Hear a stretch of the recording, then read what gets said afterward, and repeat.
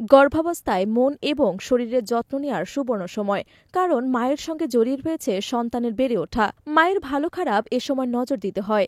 মাঝে মাঝে হবু মায়েরা চকলেট খাওয়ার আবদার করেন, কিন্তু এক বাক্যেই বাড়ির বড়রা তাকে না করে দেন। তাহলে এ সময় কি চকলেট খাওয়া খারাপ? বিভিন্ন গবেষণায় দেখা গেছে অন্তঃসত্ত্বা অবস্থায় চকলেট খেলে মা ও সন্তানের ক্ষতি হওয়ার আশঙ্কা নেই। এই সময় চকলেট খেলে উচ্চ রক্তচাপের সমস্যা কমে। শুধু তাই নয়, এই অবস্থায় চকলেট খেলে আরও অনেক সুফল মিলতে পারে। তবে দুগ্ধজাতীয় কোনো চকলেট নয়। সুস্বাস্থ্য পেতে ভরসা রাখতে হবে ডার্ক চকলেটে।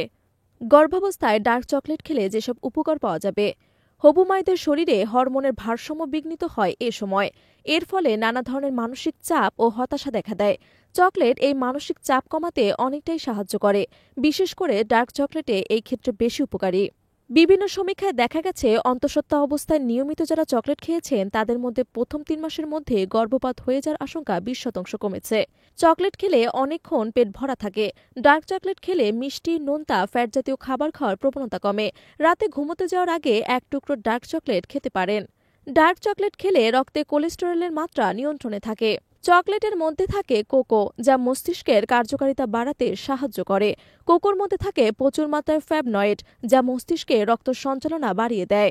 বিজ্ঞানীদের মতে দীর্ঘদিন স্মৃতিশক্তি অটুট রাখতে ডার্ক চকলেট দারুণ উপকারী। গর্ভাবস্থায় মায়েরা চকলেট খেলে ভালোভাবে ভ্রূণের বিকাশ হয়।